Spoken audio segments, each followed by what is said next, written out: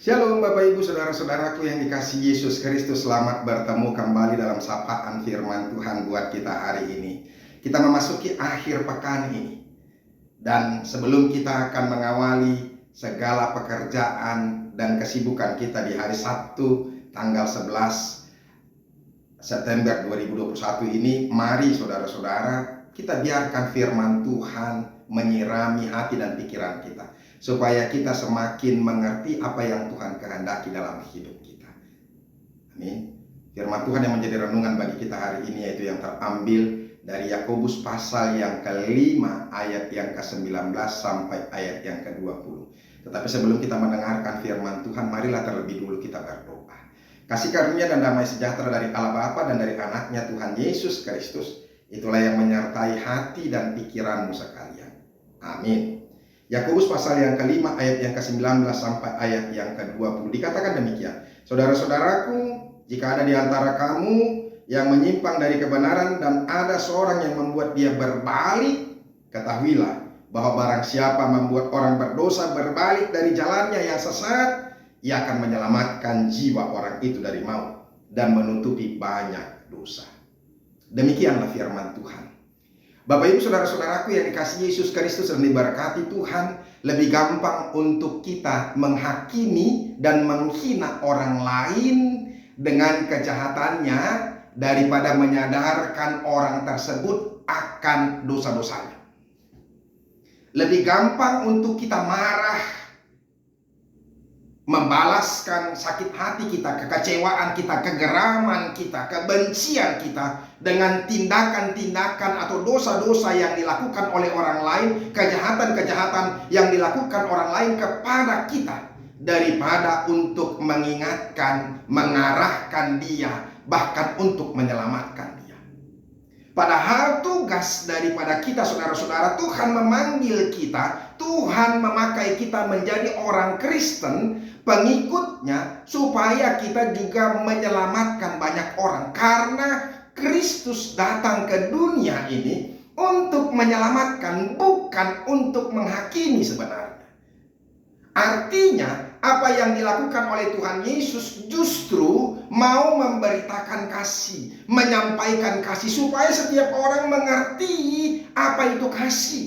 Kasih itu begitu indah sekali ketika kita boleh hidup di dalamnya. Dan kita harus bisa mencontohkan kasih itu, apa yang sudah dilakukan oleh Yesus yang menjadi contoh, dan kita juga akan menjadi contoh baginya. Bayangkan Bapak Ibu Saudara-saudaraku yang dikasihi Yesus Kristus, andaikan dalam hidupnya, dalam apa yang sudah dilakukan oleh Yesus dalam penyalipannya itu, dia menghina, menghakimi, bahkan membalaskan sakit hatinya melalui perkataannya kepada orang-orang, mungkin dia tidak akan menjadi juru selamat. Dan mungkin banyak orang yang tidak menyadari dosa-dosanya dan tidak akan menemukan keselamatan itu. Bahkan Yesus sendiri bukan menjadi apa? Bukan akan menjadi Mesias itu sendiri yang menyelamatkan orang. Tetapi sekalipun dia diolok-olok, sekalipun dia diperlakukan dengan sadis, brutal, ganas, ya, dia dihina, difitnah, diludah, dicambuk, dipukuli, dan sebagainya. Tetapi sedikit pun tidak ada keluar dari mulutnya kata-kata yang menghinakan, kata-kata yang membalas. Dan di wajahnya sedikit pun tidak terlihat wajah yang apa? Membenci orang-orang yang memperlakukan dia dengan apa? Dengan jahat. Makanya saudara-saudara, ketika Yesus sudah meninggal mati, kepala pasukan itu menyaksikan dalam Alkitab kita ini. Apa yang dia katakan saudara-saudara? Ada dua kesaksian ketika kepala pasukan, kepala prajurit itu melihat Yesus yang tersalib itu. Dia katakan di Matius 27 ayat 54, dia katakan, sungguh ia ini adalah anak Allah. Benar-benar kepala pasukan itu menyadari, benarlah dia ini anak Allah, orang yang tidak berdosa. Dia benar adalah Tuhan yang berupaya untuk menyelamatkan, tidak membalaskan sakit hati, tidak membenci orang lain di tengah-tengah dia dibenci dan diperlakukan dengan jahat. Itu. Yang kedua, Lukas 23 ayat 47, sungguh orang ini adalah orang benar. Itulah kesaksian yang apa? Yang dinyatakan oleh kepala pasukan itu melihat apa yang sedang terjadi, melihat Tuhan Yesus ketika itu. Luar biasa.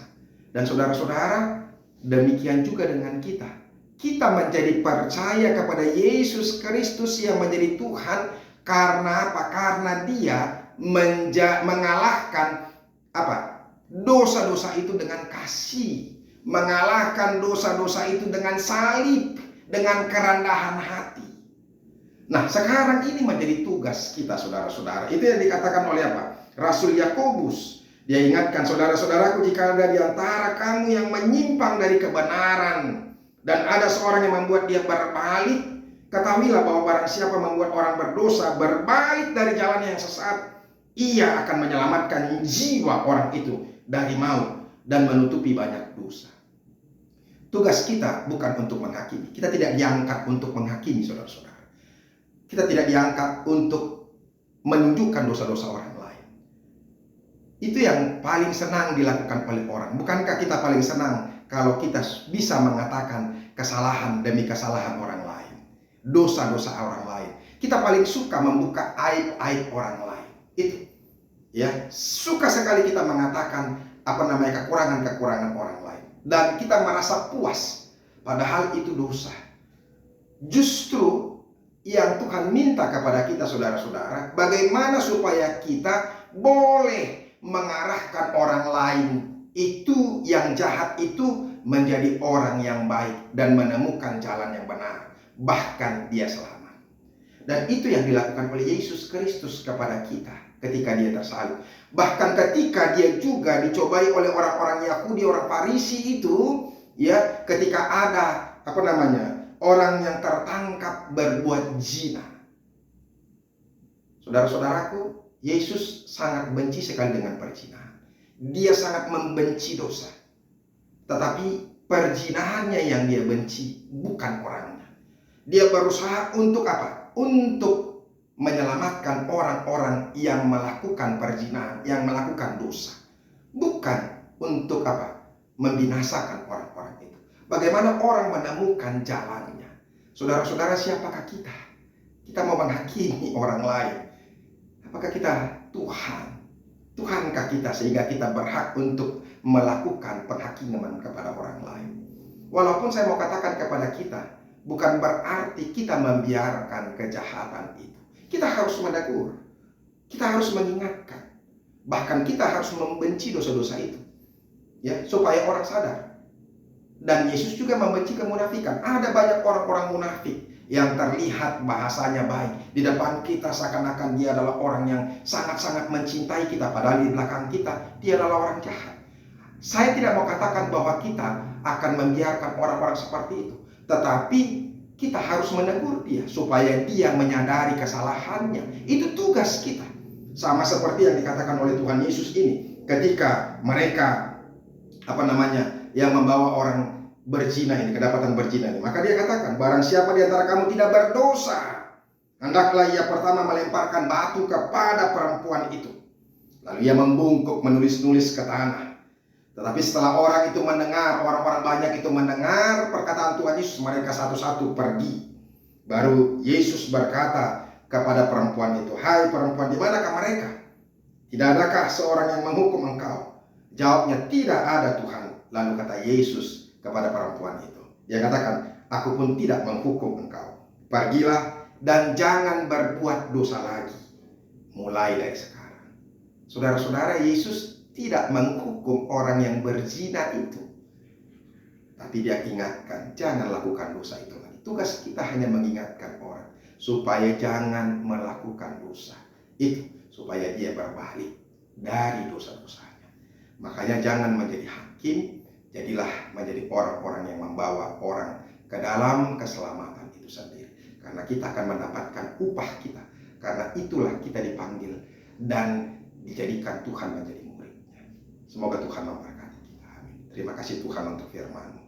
kami boleh diingatkan kembali supaya kami bisa mengarahkan dan menyelamatkan orang lain, untuk membawa orang lain dari kesalahan kepada hal-hal yang baik.